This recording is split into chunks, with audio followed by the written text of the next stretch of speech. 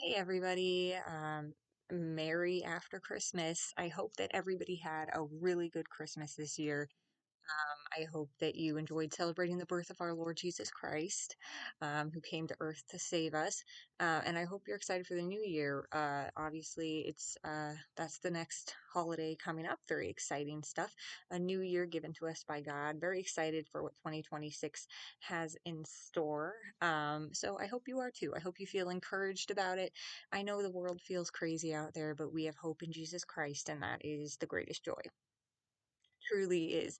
Right now, I'm reading in the book of Esther. I finished the book of Luke, which I read over the Christmas season because it is 24 chapters, so 24 days, which was awesome. And I want to continue to dive into that book more and more every year. But now I'm in the book of Esther because that's where I left off before I went to Luke. And it is so poignant and so timely, that book, just being prepared for such a time as this. And each one of us, there is no whimsy in when we were born. God puts us in this place for a reason. He puts us in this time for a reason. So I know sometimes we feel like we don't belong or like we don't enjoy the time that we're set in, but I'm telling you, you're here for a reason. Trust in the Lord and everything will be okay. I truly, truly, truly believe that. And sometimes it's hard. It's really challenging, but have faith. He's with you. So I'm going to talk about my reading a little bit. I have finished, I think I may have talked about my reading goals in the last one. I can't remember, but oh, my little kitty, he wants to leave. But my mom and her kitty are out right now. So we have a big room. Don't worry about it. He's fine. But we have for my reading goals, I ended up finishing 69 books this year, which is a lot more. Finished 52 last year, 69 this year. That's really cool. I do read a lot of smaller books, so it's easy for me to do that, but it's very cool that I was able to finish. I thought I was going to end at like 67, and I managed to finish off a couple of books that were like still in limbo. Um, and I wasn't sure if I would have time to, but I ended up having time, which is a blessing. So 69 books this year. That's a big deal. I definitely am not going to be finishing another one. Can't round it up to 70 as much as I want to. But so that is what my goal is. Next year, my goal is going to be the same 50 books. I don't ever want to, like, the fact that I exceeded it this much just kind of blows my mind, but I have no intention of ever hitting like 100 or anything like that. That's an impossibility for me. Um, so I always just set it at 50 because that feels good, feels reasonable. But this year I decided to do, because I saw that tag going around, the 26 books in 2026 or whatever, like the books that you really want to get to. And I have a lot of books that I really want to get to. So I made a list. I don't have a reading journal, I just have a notebook. I made a list of 26 books that I really want to read from my personal TBR, not books that are going to be, not books that are coming out in the new year or anything, um, or books from the library, nothing like that. These are all books that I own and I want to get to. That's my goal. And I have them highlighted. The orange is for urgent, meaning I want to get to it right away. The pink is for would like to, so it'd be nice if I could. And the purple is for not worried. If I don't get to it and I decide to read something else instead, then I'm not pressed for it. So I'm going to go through. I'm not going to like obviously go into depth with each book because I've not read them. I don't know. But I'll give you like a little highlight of my books. And some of these I got for Christmas. Oh my gosh, I'm so excited. So another goal for 2026 is that I am going to not buy books, or at least try not to buy books, um, the way that I did this year. So I feel like I got really obsessive this year over buying books, which is not okay, and I don't want to be that way. I really want to, since my job is changing, my financial status is going to change a bit, and I want to be mindful of that. But also, I want to be saving for my future and giving to charity or my church or whatever. Like those are kind of my goals for the new year. So buying books is kind of like not on the list. So unless a book is gifted to me, then that's fine. I kind of want that to be what happens. So I'm trying to be really mindful of that. There are a couple of books that come to mind that are like, oh, I really want to get that one and read it, but I really want to get this list down before I even think about it. So anyways, That's the goal. But these books were gifted to me for Christmas. I did ask for them. I made like an Amazon wish list for my family so that they would kind of have an idea of what I was looking for, and they answered, which is delightful. So the first book on this 26 and 2026 is going to be one of those gifted books.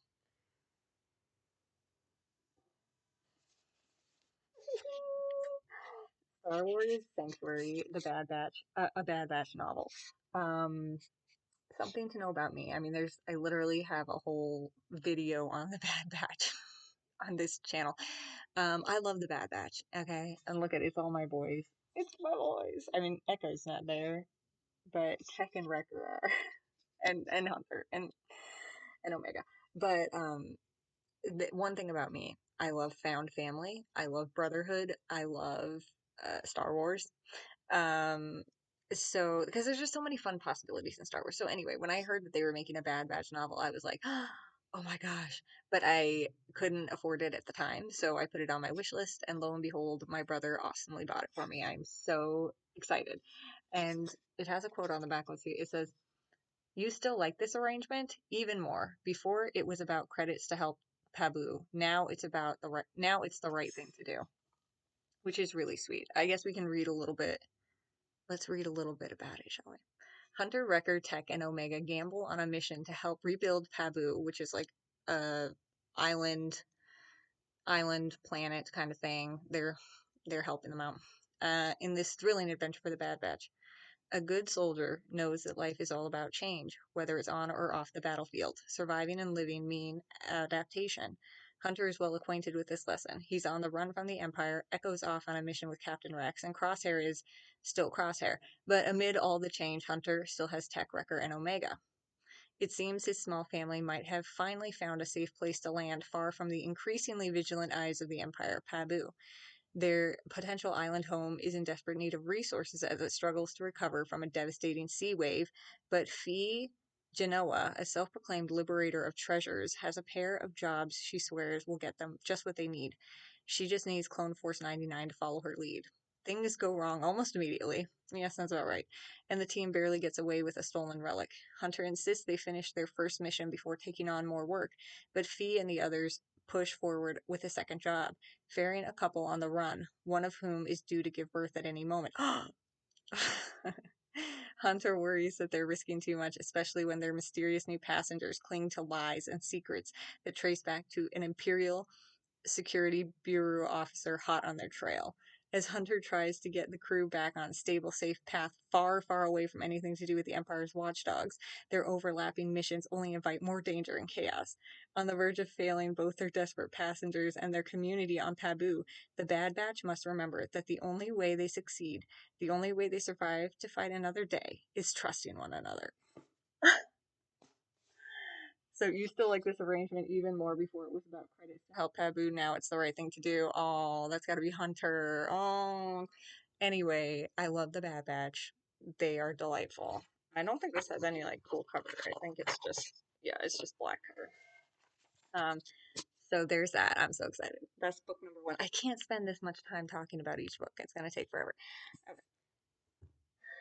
Okay, the next one is right here. Mere Christianity is number two on my list. I wanted to read this last year. It didn't happen. It's fine. I actually was gonna start it like recently because I finished a book recently, one of my nonfictions, but I decided to pick up another book that I more recently got by Greg Kokel called The Story of Reality, which is an apologetics book that goes through like where the world began, where it's going to end, and everything in between. And I just really wanted to read that, but this is on my list for the new year. It's an urgent must read. Another urgent. I am number four. This is number three, which is kind of I should have put it in number four. Cringe. Anyway, I really want to read this. I've talked about this before. I've already talked about it enough that I'm not going to talk about it now, but I really want to read this and see if I enjoy it enough to continue to read it. I think there are like 10 novels in this or something. I can't remember. Anyway, I don't know that I'm going to read all of them because I don't know if I care enough, but if I like it, maybe I will. Who knows? Anyway, this is number three. I am number four. Oh, that's so bad. Why did I do that? Okay. Um, I also put rereads on this list because I have some honorable mentions mixed in here that are not part of the 26, but anyway, that I want to get to. And so, reread number one, The Fellowship of the Ring. Look at this well loved. Look at this. I love this book. Even though this always bothered me because obviously this doesn't happen until The Return of the King.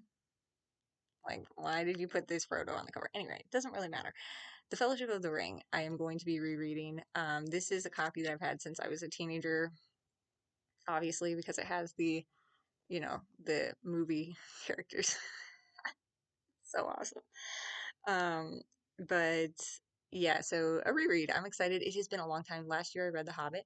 This year I would like to get through the whole trilogy. Um, I hope that I can do it. I really do. But I'm really excited. I'm really excited to do a reread.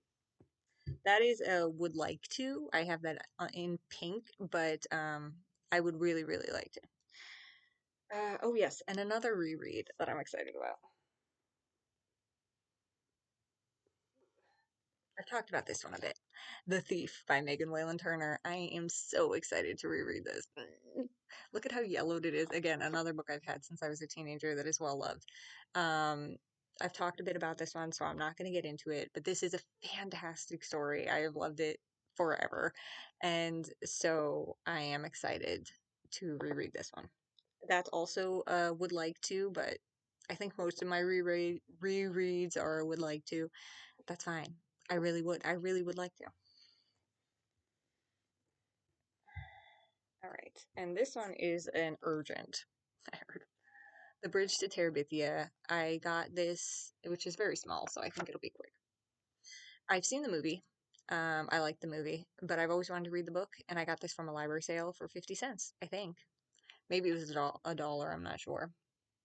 But either way, I really want to read this. I really love stories that just invoke imagination and maybe are a little bit sad, but ultimately are good. And so I'm excited about reading Bridge to Terabithia. Okay. Oh, yes, another Christmas present.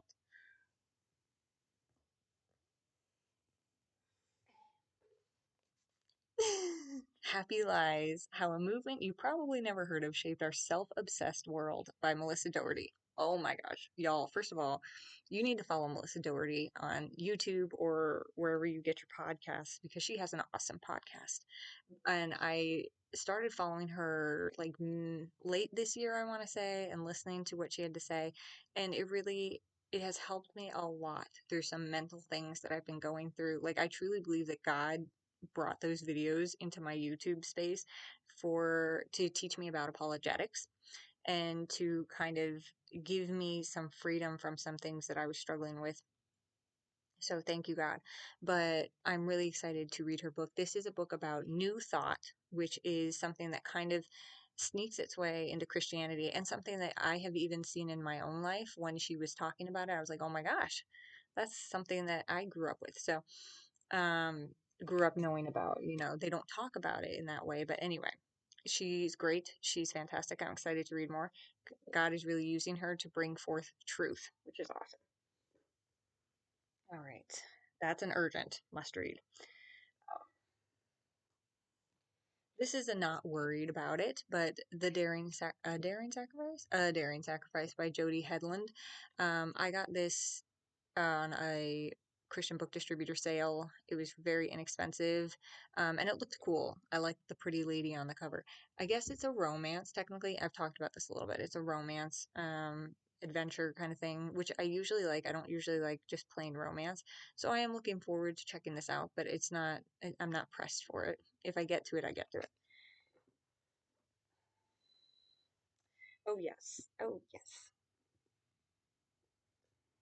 And since I'm going to be reading The Thief, and I've never read anything else in that series, last year I got The Queen of Atolia, which is also by Megan Whalen Turner, is technically the second book. I think I've heard from other people, and I think Megan Whalen Turner herself, that the books are kind of standalones. Like, you don't have to read them in any order, but this is technically the second one in the series. because it doesn't even have like the Queen of Atolia book 2 of such and such series. So I'm not like, you don't have to, but I know that a couple, maybe in the 2020s, she also like released another book, like the Return of the Thief or something like that, which is fun, which I also want to read, but I feel like I need to read these ones first, and these are kind of hard to find. Like I can't find them in the library anymore. I think I have to request them from the library. But I also, if I like this one as much as I like The Thief, and if when I reread The Thief I remember how much I love it and it still is that good, and I read this and it has that same magic to it, then I will probably just get the other books. I think there's 4 now with the Return of the Thief. So, because I know there's the King of Atolia too, and then I think there's one other, and then the Return of the Thief. So possibly, I'm not gonna. Obviously, like I said, I am not. I'm trying not to buy books, so it's not gonna happen anytime soon. But anyway, Buppy, come here, my little buddy. He wants to go out. Okay, so I'll just read the back of this one since I've never read this one before. At least that's one lie I didn't tell you. When his small mountainous country goes to war with the powerful nation of Atolia, Eugenides the thief has his job cut out for him. Steal a man, steal a queen, steal peace. But his success or failure will depend on whether he can steal something the Queen of Atolia sacrificed long ago. The Queen's Thief novels are rich with political machinations and intrigue, battles lost and won, dangerous journeys, divine intervention, power, passion, revenge, and deception. Yes, okay, so I guess it's the Queen's Thief series. Buddy, come here. Come here. He's like, mommy. What's up, buddy? We don't need to go out yet. Maybe after mom eats her breakfast, because you like to eat her breakfast too. He's a very scavengery cat. So we try when we're having breakfast, we usually leave them in the room so that we can eat in peace, and then we let them out, and they run rampant, run wild. Anyway, so this should be really fun. I always did like the political parts of it, and this book. So Megan Whalen Turner, I think, has a degree in like Greek history or Greek mythology or something like that, because she uses like it's her own world and it's her own mythology, but it's very based on Greek mythology. So you do see like Greek god kind of characters, though they're not that. It's a different world. But so that's fun. Okay. Anyway, I'm really excited. Woo, Queen of Atolia. Okay, let's keep it moving. Oh yes, another Christmas gift.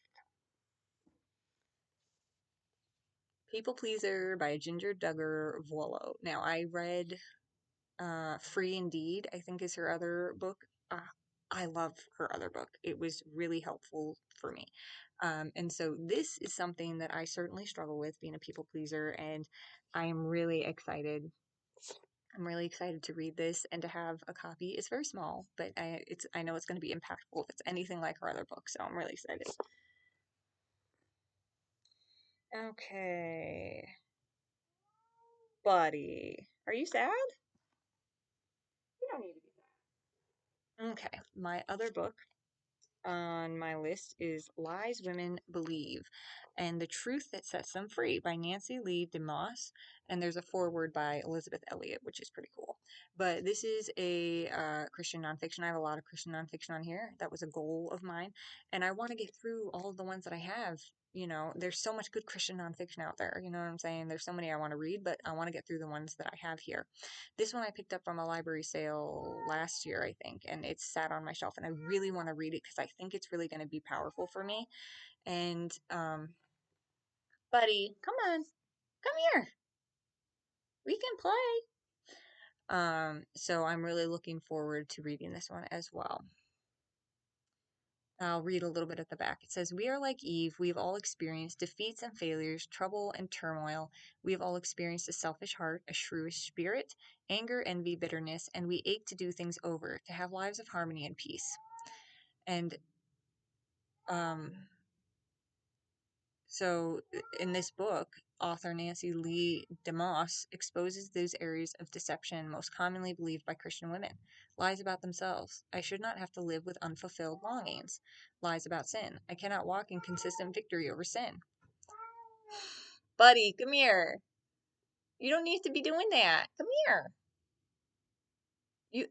If you go out there, trust me. Trust me when I say, if I open the door right now, he wouldn't even want to leave because I'm not going out there. He's my shadow. He follows me everywhere. Anyway, so I'm excited about reading this. I think this is going to be great. Lies women believe. We're not here for them. Okay. Oh yes. I want to get back into this. I did talk about this on the Edge of the Dark Sea of Darkness, the Wing Feather Saga. I have book one and two. Though they're one of them's hardback and one of them's softcover, so they look very different. It's fine. But I have book one and two, and I would like to read the ones that I have and see if I like them. So I started this one last year, and I got like a quarter of the way through, and then I was like, you know what, I'm not feeling this, so I'm not going to keep reading it because I want to have I want to be into it. And so I'm going to try it again. And if I'm still not into it, then maybe it's just not for me. But I still want to keep them because I think they would be great for my niece or my future children, or, loan them out to some kids that I know, whatever. I still think that they're good books. And from what I read, it was really enjoyable. I just want to keep reading to find out what's going on. I know it's a show, and the show looks so cool. I really want to watch the show. I really want to watch the show. Okay, where's the next one? There we go. Resistance by Jennifer A. Nielsen. I love her. I've read what's it called? Lines of Courage, which was set in World War One. This is set in World War Two. I'll read a little bit for you. Chaya Lindner lives in Nazi-occupied Poland. Simply being Jewish places her in constant danger of being killed or sent to the camps. After her little sister is taken away to a death camp and her younger brother disappears, Chaya decides to use forged papers and her fair features to become a courier, traveling between the isolated Jewish ghettos to smuggle food, documents, and even people. Soon Chaya is drawn into more perilous work. She joins a resistance cell, but after the mission goes terribly wrong, many of her colleagues are arrested or killed. Chaya is alone and unsure of where to go until a message arrives, sending her on a journey toward an even larger uprising in the works, in the Warsaw Ghetto. So that sounds really powerful, and I'm really looking forward. I love Jennifer A. Nielsen's work, and I have two other historical fictions by her. One that's called Rescue, which is also set in World War II, and one called Iceberg, which is set in the Titanic time. It's in the Titanic. She's on the Titanic. So I'm really looking forward to reading this. This one is like one of her most popular ones, and I got this last year or the year before, I can't remember, and I still haven't picked it up, and it has to happen this year. So that's an urgent. Okay. Um, yes. I'm looking up all my stats. Yeah. All right. The Fog of Forgetting by G.A. Morgan. This is part of the Five Stones trilogy. I bought this when I went to Maine last year. I was looking for authors that were based in Maine, and this is an author that is based in Maine. She wrote, this is like a middle grade book. I don't know much about it at all. Other than it's a journey, a life or death struggle, a different world that they get brought to. It feels kind of Narnia-esque. So I'm looking forward to it because I really enjoy checking out children's fiction. And again, finding an author set in Maine is cool. I love Maine. I love Maine. And this is something different. So I'm really looking forward to reading it. Let's see. All right, we are on number 15. This is St. Francis of Assisi, a book to be read and reread for the sheer beauty of its story by G.K. Chesterton. G.K. Chesterton wrote the character Father Brown, who I also want to get books on Father Brown. But I'm really looking forward to reading this. It has been sitting on my shelf. I got it from a book sale. It drew my eye because just the cover is insanely cool, but also I knew G.K. Chesterton, so I was like, so I got this for like $1, I think. I'm so excited. It's a small little book, so I think it'll be um, easy to read and get through. But when it comes to Christian nonfictions, I take my time. So we'll see. Okay, this one. All right. Redeeming Love by Francine Rivers. I have two books by her. One is Lineages of Grace, and then this one. So I wanted to read this one. I know this is like one of her most popular works. It is thick though, y'all. It's a thick book. But I do want to be able to read it this year and see if I like it. I know some people really, really love it. I know some people are like, eh. But mostly I hear good things, so I want to check it out myself, see if I like it, and see if I want to continue to read more of her works because she's quite a prolific writer. Okay. Yes. And then I mentioned this. I want to read this one. This is an urgent for me because I want to read it to see if I like it.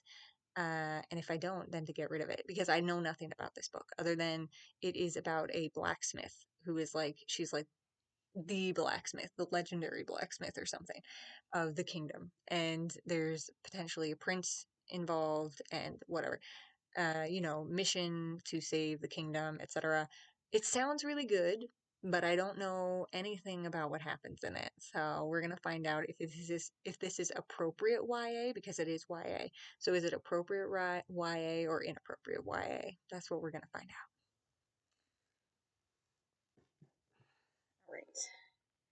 All right. Oh yes. And then library sales, man, they're the bane of my existence at this point. I can't go to them anymore. I buy too many books. But this one is called Wolf Tower by Tanith Lee. I literally know nothing about this. They had two of them. They had the one and two, which I got both of them.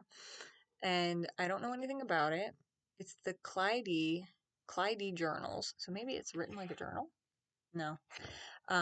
It's definitely middle grade, maybe even a little bit younger than that. So I'm hoping that it's a quick read for me. It is compared to Ella Enchanted, so I liked Ella Enchanted growing up, so hopefully I will like this too. We'll see. Again, it's another one I want to read and see if it's any good, worth keeping. Okay. And then I have Sarah Ella's The Wonderland Trials. I got this from a Christian book distributor sale. Um, it's pretty hefty. I know there's multiple books. I think there's at least one other one. I don't know if it's a duology or that I only ever just saw the other one. But I am looking forward to this. I know Sarah Ella um she reviewed Vivid, which I just finished, which was good. I really enjoyed that. So I'm hoping the same clean energy. I assume so because it was on Christian book distributors. But looking forward to checking it out. I always liked Alice in Wonderland, but I feel like most fiction makes Alice in Wonderland creepy, gross, or inappropriate. So I'm hoping this is just a fun, whimsy book. Yes. Where is this? There it is. Secrets in the Mist by Morgan L. Boosie? Not sure. This is a trilogy, I think. It says Skyworld Book One. I know I've seen only the one other one in this too, but I'm sure there's probably more than one. This I got in the same sale as the Alice in Wonderland book. I'm looking forward to this. I've talked about this. Apparently these people live up in the clouds, and there's a mist that causes people to be like undead monsters or something, zombies probably. There's a secret. There's a male main character, a female main character. So I'm looking forward to seeing what it's like. I'm looking forward to it. Just a little bit of adventure, okay? A little bit of adventure. I love adventure. Okay, and then we've got this also from a library sale, Sovereign, Ted Dekker, and Tosca Lee. I am really looking forward to this. I have not I haven't even picked it up yet, so that's why I put it on my list because I'm like, I need to give myself a reason. Um, so I don't know anything about it. It's another fantasy adventure, Christian fiction. Um, I think this one's probably going to have stronger themes than the other ones that I just showed you, like Secrets of the Mist and Wonderland Trials. I think this is going to have stronger Christian themes, which I'm really looking forward to. But that is on my list. Okay. This is another Christmas present. My family loves me. The Deconstruction of Christianity by Elisa Childers and Tim Barnett. What it is, why it's destructive, and how to respond. Um, Progressive Christianity is the thing that is kind of prolific right now in that it is taking over people's beliefs. First, they deconstruct, and then it seems like they become progressive Christians or atheists or the like. And I have some family members who I think may struggle in this area. And I want to be able to help, but also just to know what the deconstruction movement is and how to stand against it and not to fall into it. Because to me, there's no such thing as progressive Christianity. Like, sure, it exists out there, but if you are arguing and deconstructing the tenets of the faith that we've always believed, then you're not a Christian anymore. Like, if you say that Jesus didn't rise from the dead, or there wasn't atonement, or God didn't send his son to die for us, then you're missing the whole point of Christianity. We are sinners in need of a savior, and without Jesus, we don't have that. So, and that is something that some progressive Christians believe. And the other thing about progressive Christianity is there seems to be like a variance, like you never really know what they believe, which is also confusing because I think as Christians, again, there's core tenets of what we believe. And if we don't have that, then we don't really have anything. So that's just, anyway, I'm excited. Oh yes, I mentioned this before, but I want to read The Case for Christ too. I'm excited. We're gonna get a lot of the good Christian. Well, I mean, most Christian fiction is good, but we're getting a lot of the classics in. Okay, I'm so excited.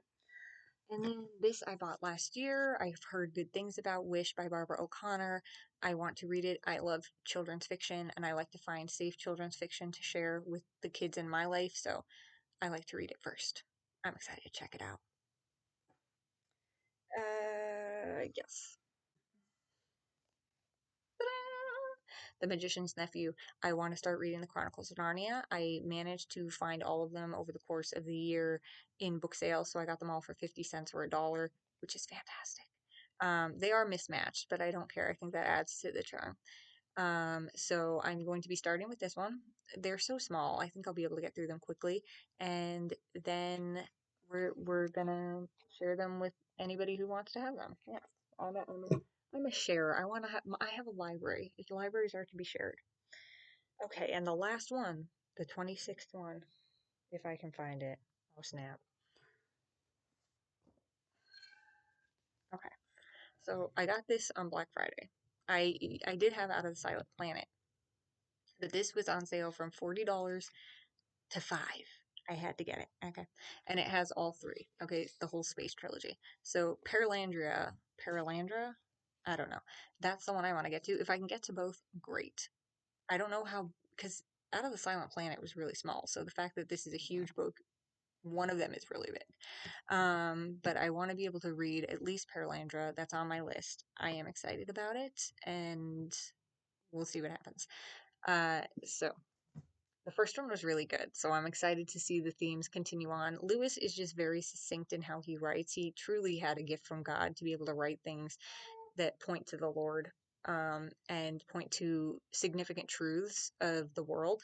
And it's just really interesting. So now I'm going to give my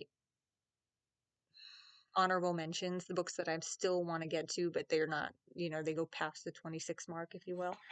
Um, for a reread, The False Prince by Jennifer A. Nielsen. I love this book. I want to reread it. Okay, it's great. I have a whole video on the False Prince series if you want to check out my thoughts.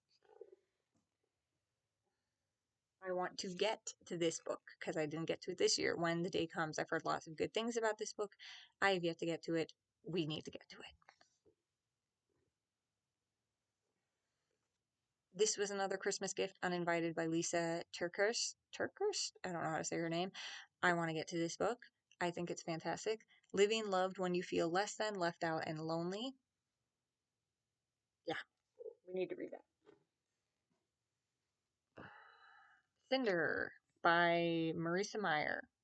I would like to get to this. I've heard a lot of good things about this, that it's a good, clean YA. So we'll see what happens.